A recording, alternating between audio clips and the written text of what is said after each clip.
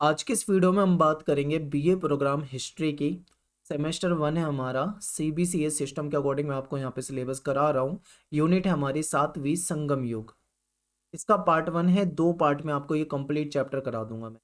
आप चाहे सोल के विद्यार्थी हो या एनसी वेब के हो, डीयू रेगुलर हो, इग्नू से पढ़ रहे हो या फिर किसी अदर यूनिवर्सिटी से पढ़ रहे हो, प्राचीन इतिहास जब आप पढ़ते हो तो आपको संगम युग टॉपिक वहां पे पढ़ना ही पड़ता है। बहुत ही इंपॉर्टेंट टॉपिक है। यानी कि दक्षिण भारत का इतिहास जब आप पढ़ते हो तो संगम युग आपके लिए बहुत महत्वपूर्ण टॉपिक हो जाता है। तो चलिए वीडियो को आगे बढ़ाते हैं और टॉपिक को समझते हैं। देखिए, ये हमारा सिलेबस है और ये सारे के सारे चैप्टर ऑलरेडी मैंने करा रखे हैं। लिंक आपको डिस्क्रिप्शन में दे दूंगा, आप वहां पे जाएंगे, प्लेलिस्ट का लिंक मिल जाएगा, आप वहां पे आराम से देख पाएंगे। ठीक है।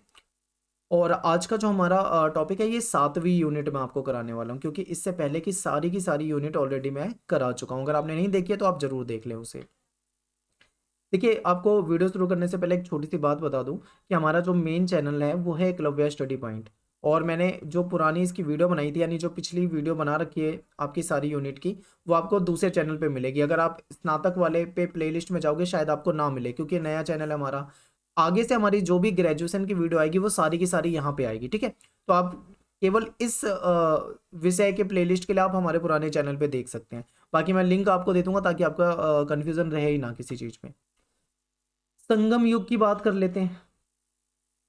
संगम युग के बारे में हम पढ़ने वाले हैं। तो जब हम दक्षिण भारत का इतिहास पढ़ते हैं तो उसमें सबसे महत्वपूर्ण काल माना जाता है संगम काल। क्यों माना जाता है ये मैं आपको आगे बताता हूँ विस्तार से। इससे पहले आप मैप देख लो। देखिए, दक्षिण भारत में आपको ये चोल, चेर, पांड्य शासक का क्षेत्र दिख जाएगा।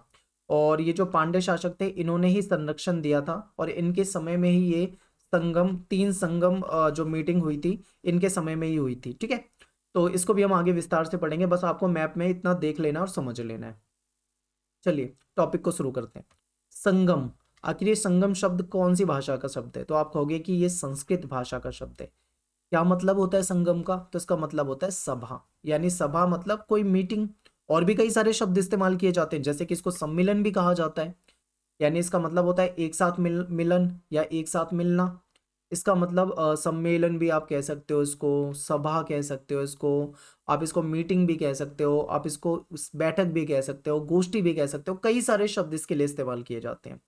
तो संगम क्या होता था कि ये जो तमिल विद्वान होते थे, ध्यान से समझिए, तमिल विद्वानों की मीटिंग होती थी। एक जगह पे वो मिलते थे जहाँ पे तमिल साहित्य की रचना की जाती थी, तमिल साहित्य लिखा जाता था। तो इसी को क्या नाम दे दिया गया? संगम। और इस समय का जो इतिहास मिलता है सबसे महत्वपूर्ण हो जाता है दक्षिण भारत के जानकारी के लिए, इसलिए उस काल को क्या नाम दे दिया गया? संगम युग। ठीक है। समझ में आ गया होगा आपको। चलिए आगे देखते हैं और डिटेल में समझते हैं।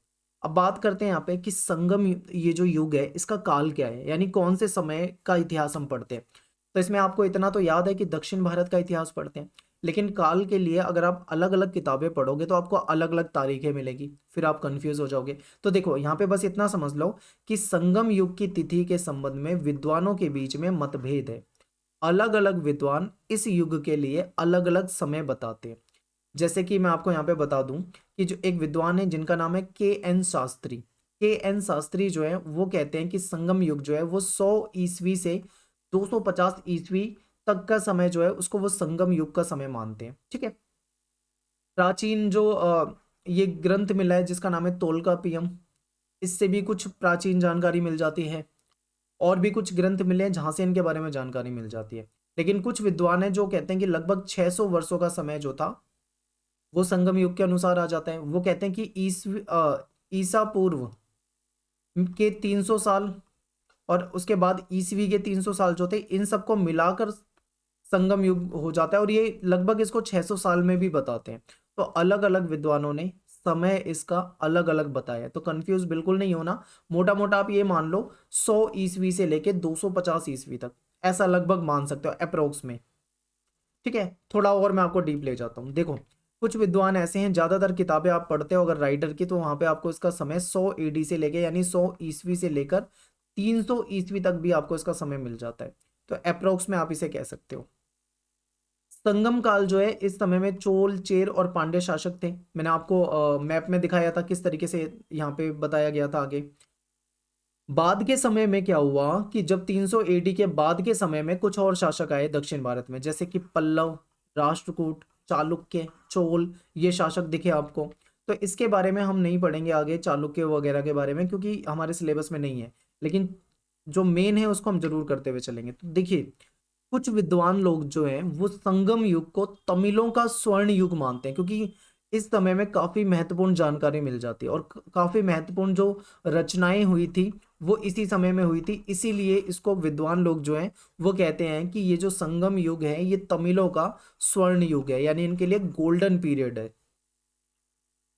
ठीक है, तमिलकम के इतिहास में संगम युग अनूठा युग माना जाता है। अब ये तमिलकम क्या है? तमिलकम क्या है? ये एक जगह का नाम है, या फिर इसको हम कह सकते हैं किसी क्षेत्र का नाम है, और ये बहुत बड़ा क्षेत्र है साउथ में। ठीक है, साउथ में अगर आप देखोगे तो ये दक्षिण में एक बहुत बड़ा क्षेत्र है तमिलकम। तो इसको और समझिए, तमिलकम जो है प्राचीन तमिल क्षेत्र है, और इसमें आधुनिक आज के समय का देखें तो आज के समय का तमिलनाडु, आज के समय का केरल, आज के समय का आंध्र प्रदेश के क्षेत्र इसमें आ जाते हैं। यानी कि आज के समय के 3 राज्यों के क्षेत्र को मिलाकर बना था प्राचीन तमिलकम। समझ गए, प्राचीन तमिलकम। तो ये भी आपको वर्ड याद रखने हैं, बिल्कुल जो मैं आपको बता रहा हूँ पॉइंट टू पॉइंट बता रहा हूँ, बिल्कुल आपको दिमाग में बिठा लेने हैं ये, क्योंकि एक क्वेश्चन बता दूं मैं आपको, एक बार आया हुआ है केवल तमिलकम के ऊपर। तो तमिलकम क्या है? प्राचीन तमिल क्षेत्र है, इसमें तमिलनाडु, केरल और आंध्र प्रदेश के क्षेत्र शामिल है। तो ये आपको पता होने चाहिए। आगे देखिए, प्राचीन काल में तमिल कवियों के द्वारा सभाओं का आयोजन किया जाता था। ये मैंने आपको पहले ही बता दिया कि तमिल विद्वान जो थे वो आते थे उन सभाओं में, और उनके बीच में कविताएं वगैरह सुनाते थे, लिखते थे, उनके बीच में वाद विवाद भी रहता था। ठीक है, ये चलता था। इन सभा में तमिल साहित्य की रचना की जाती थी। बहुत सारी कविताएं, काव्य जो हैं उस समय के लिखे हुए मिलते हैं, और इनको क्या कहा जाता है? इनको संगम साहित्य कहा जाता है। क्योंकि संगम साहित्य इसलिए कहा जाता है, मैंने आपको बताया था कि विद्वानों की एक सभा होती थी, संगम का मतलब सभा है, और सभा के द्वारा लिखा जाता था, इसीलिए इसका नाम ही संगम साहित्य कह दिया है। इस सभा में बहुत उच्च कोटि के विद्वान कवियों को ही आमंत्रित किया जाता था, यानी जो बहुत ही मतलब जाने माने कवि होते थे उस समय में, विद्वान जो होते थे, उनको यहाँ पे इनवाइट किया जाता था इस संगम के लिए, इस सभा के लिए। और इनको पांडे राजाओं का संरक्षण प्राप्त था। ठीक है, पांडे राजा जो थे उनका संरक्षण प्राप्त था, ये मैं आपको वीडियो के स्टार्टिंग में ही बता चुका हूँ।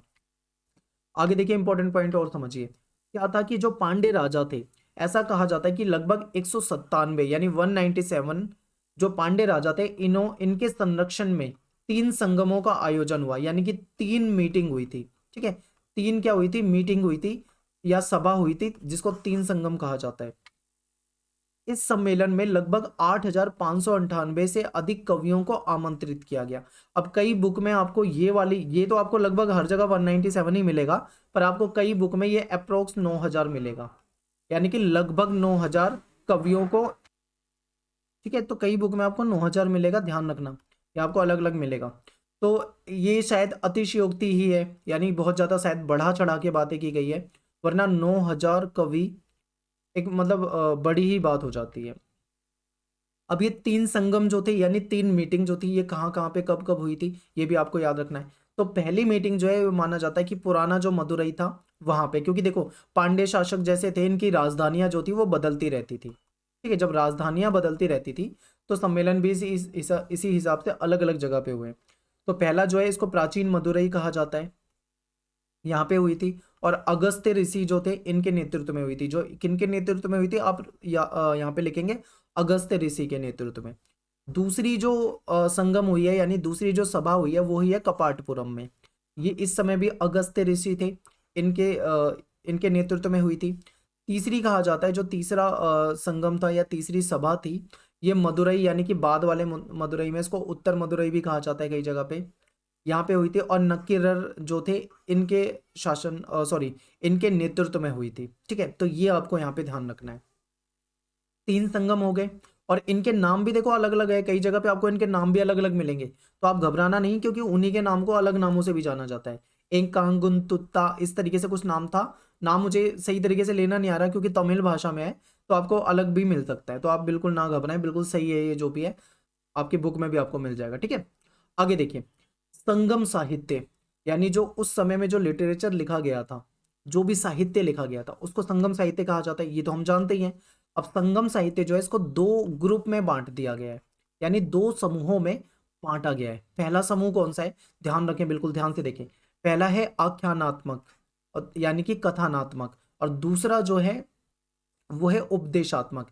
इसका मतलब क्या होता है, इसका मतलब ये होता है, आख्यानात्मक का मतलब होता है स्टोरी टाइप का, यानी जिसमें कहानियां हो। यानी ये जो इनका साहित्य मिला है, पहला साहित्य जो है दो हिस्सों में बांटा है। पहला हिस्सा जो है उसमें कहानियां हैं, खूब कहानियां हैं, और जो दूसरा हिस्सा है उसमें उपदेश है। उपदेश मतलब जिसमें शिक्षा मिलती हो, कुछ मतलब एजुकेशन मिलती हो, कुछ सीखने को मिलता हो, कुछ सीख मिलती हो, इस तरीके से। अब इन जो दो हिस्सों में बांटा था, फिर इनको भी दो हिस्सों में बांट दिया गया, आगे अन्य हिस्सों में बांटा गया है। तो इसको समझते हैं।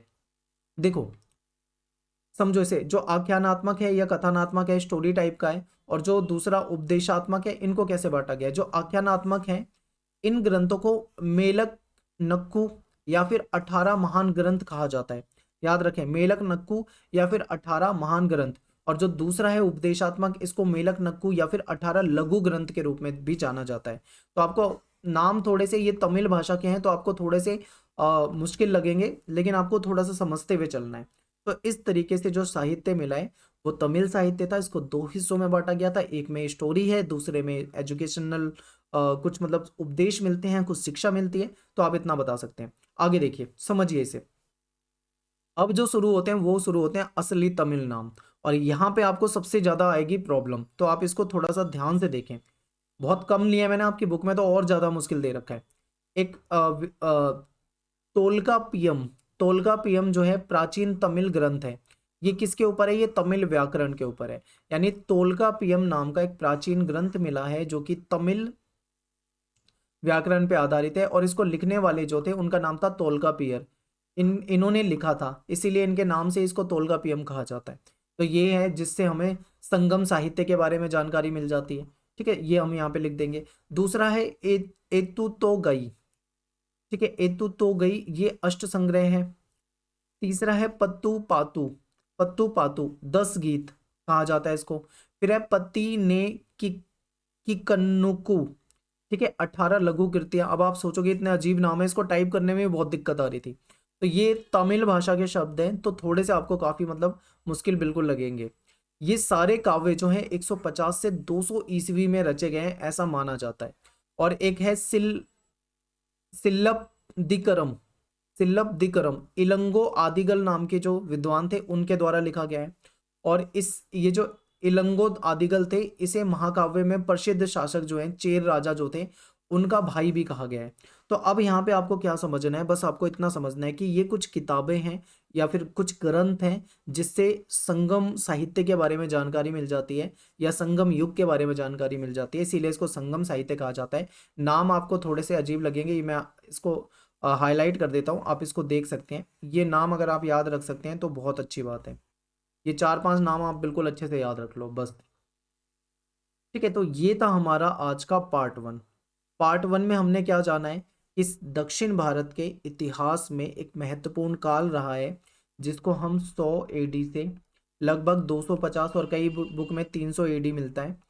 इस काल को हम महत्वपूर्ण मानते हैं क्योंकि इस काल में 3 महत्वपूर्ण मीटिंग हुई थी, या 3 महत्वपूर्ण संगम हुए थे, जहाँ पे विद्वान आते थे तमिल, और उन्होंने बहुत सारी रचनाओं, बहुत सारे ग्रंथों को लिखा है, उनकी रचना हुई है। इसीलिए इसको क्या कहा जाता है, इसको तमिल साहित्य भी कहा जाता है, और इस काल को तमिल युग भी कहा जाता है। ये हमने पूरा बेसिक पढ़ा है। और आप हमारे टेलीग्राम चैनल को जरूर ज्वाइन कर लें, वहाँ पे आपको कुछ पीडीएफ और कुछ इंपॉर्टेंट टिप्स मिल जाया करेगी। तो हमारा जो टेलीग्राम पे चैनल है वो एकलव्य स्नातक 1 के नाम से है। आप ध्यान से इसको देख लें, सेम यही टाइप करना है आपको टेलीग्राम पे जाके, तो आपको अपना टेलीग्राम ग्रुप मिल जाएगा, वहाँ पे आप जुड़ सकते हैं। और आप मुझे इंस्टाग्राम पे फॉलो कर लें, ये मेरी आईडी है एकलव्य स्टडी पॉइंट के नाम से।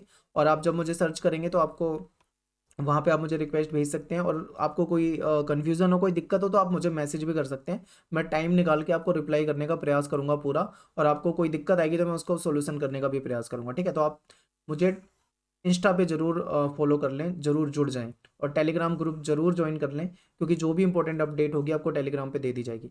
तो आज का वीडियो जो था पूरा बेसिक था, केवल और केवल संगम युग के बारे में। इसका जो अगला पार्ट आएगा उसमें मैं आपको बड़ी वीडियो बनाऊंगा जिसमें आपको पूरा समझाऊंगा कि इस समय में अर्थव्यवस्था क्या थी, इस समय में शासक क्या थे, इस समय में कृषि क्या थी, इस समय में रूल्स क्या थे। पूरा का पूरा डिटेल वीडियो जो होगा वो पार्ट 2 होगा, लेकिन उससे पहले आपको ये पार्ट 1 बिल्कुल अच्छे से पता होना चाहिए, बेसिक जो मैं आपको इस वीडियो में करा चुका हूँ। ठीक है, तो मिलते हैं नेक्स्ट वीडियो में। थैंक्स फॉर वॉचिंग, और प्लीज़ सभी हमारे नए चैनल को सब्सक्राइब करें और कमेंट भी जरूर करें। ठीक है, मिलते हैं नेक्स्ट वीडियो में।